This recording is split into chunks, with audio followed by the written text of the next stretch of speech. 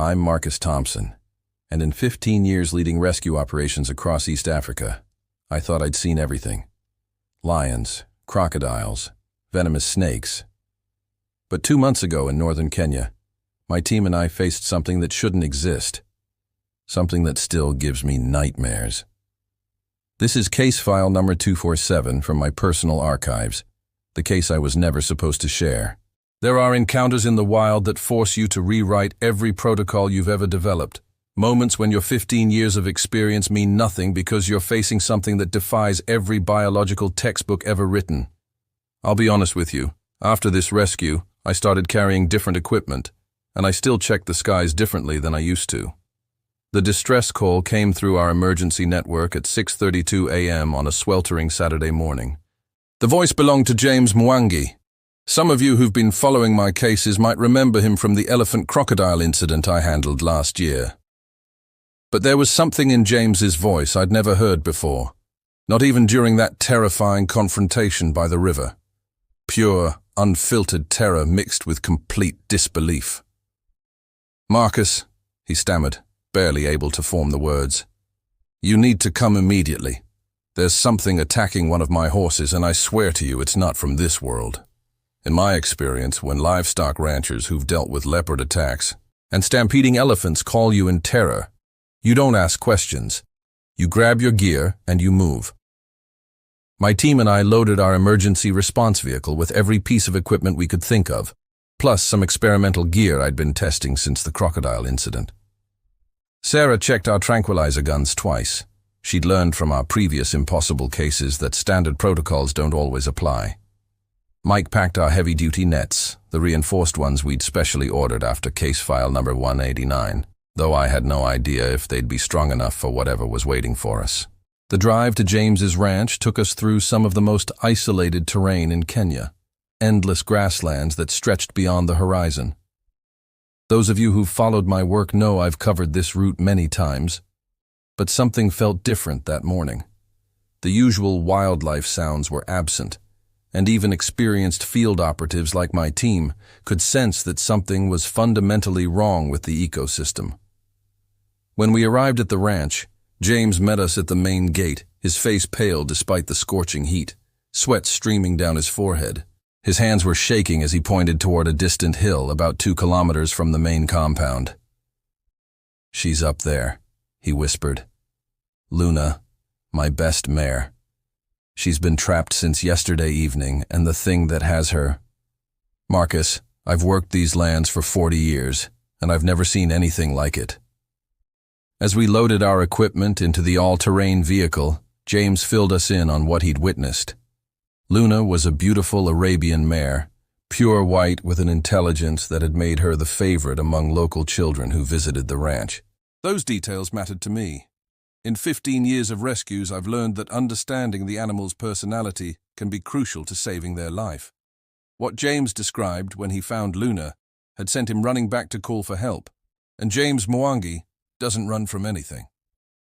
Luna was trapped, stalked by an insect unlike anything in my extensive field experience. "It's massive, Marcus," he said, gripping the steering wheel so tightly his knuckles were white. "Bigger than a man, with wings that sound like helicopter blades and mandibles that could cut through steel." My protocols usually work, but as we approached the hill, I realized this case would require something completely new. The first warning sign was the absolute silence. Those of you familiar with African grasslands know they're usually alive with sounds, but as we got closer to Luna's location, everything had gone completely quiet, as if every living creature had fled from whatever was up there. When we reached the crest of the hill, what I saw through my binoculars made my blood turn to ice. This is the moment that still haunts my nightmares, the sight that made me question everything I thought I knew about wildlife. There was Luna, pressed against the rocks, trembling with a fear I'd never seen in a horse before. And stalking her was something that shouldn't exist in nature. The creature was beyond anything in my database of African wildlife.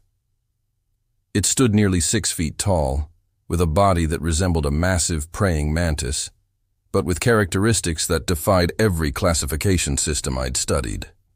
Its exoskeleton gleamed like polished obsidian, and when it spread its wings, the sound was like industrial machinery, a noise that could be heard from hundreds of meters away. But what made this creature truly terrifying were its front appendages. Instead of typical mantis claws, this thing had developed what looked like serrated blades, each one nearly 3 feet long and clearly capable of slicing through bone. I've trained teams across 3 countries, but none of us were prepared for the muscle definition visible beneath its chitinous exterior, suggesting strength that shouldn't be possible for any arthropod. The most disturbing aspect was its behavior. This wasn't instinctive hunting. The creature was toying with Luna, approaching slowly, then backing away, studying her reactions with a level of intelligence that was genuinely frightening. It was displaying consciousness that challenged my understanding of insect cognition, methodically learning Luna's fear responses like a predator that enjoyed the psychological game. Luna, for her part, was displaying behavior I'd never documented in 15 years of equine rescues. Instead of panic, she was backing away strategically, using the rocks for protection, timing her movements to the creature's patterns.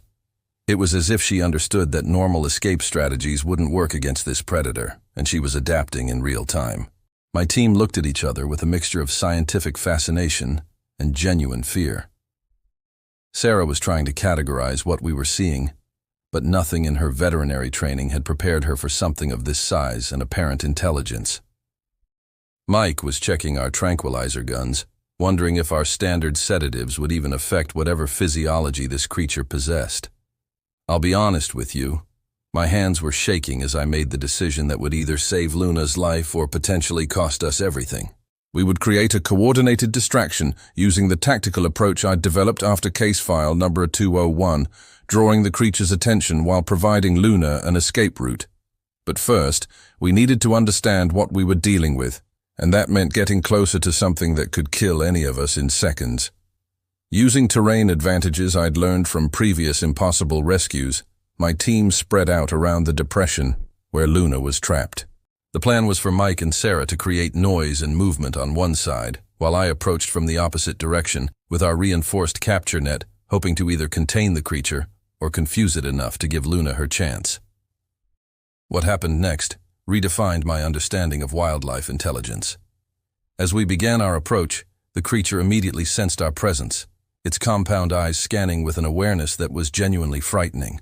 Instead of fleeing like any normal animal would, it began what could only be described as tactical positioning, moving to monitor both us and Luna simultaneously.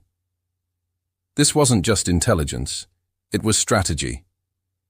The creature began making sounds, clicks and chirps that seemed almost like communication, and I swear I could see it analyzing our equipment, our positioning, our likely intentions. This thing was studying us with the same intensity we were studying it, and that realization sent chills down my spine. When Mike and Sarah began their distraction, the creature's response was immediate and terrifying. It spread its massive wings, creating a thunderous sound that echoed across the grasslands, and launched itself airborne with speed that defied physics. For a moment, it hovered above us like a nightmare helicopter, those blade-like appendages gleaming as it evaluated the new threat. That aerial display gave Luna the opening she needed. With a burst of speed that only pure terror can fuel, she bolted from her position and began racing toward open grassland. But the creature, demonstrating reflexes beyond anything natural, immediately dove toward her, serrated appendages extended like the weapons they clearly were. What happened in the next 10 seconds was the most intense moment of my entire career. I managed to intercept the creature's dive with our net, not containing it, but disrupting its attack just enough to throw off its timing. The impact sent me sprawling, but it gave Luna the precious seconds she needed to reach safety. The creature, now tangled in our net but far from helpless, began what could only be described as a calculated retreat. Instead of panicking like a trapped animal would, it systematically worked to free itself, using those blade-like appendages with surgical precision to cut through our reinforced material. Within minutes, it had freed itself and taken flight, disappearing over the horizon with speed that made tracking impossible. Luna, once she reached the safety of the main herd, showed no physical injuries but displayed behavioral changes that lasted for weeks. She became hypervigilant, constantly scanning the skies, behavior I'd never documented in horses before. This experience taught me that some encounters fundamentally alter an animal's understanding of what predators can exist in their world.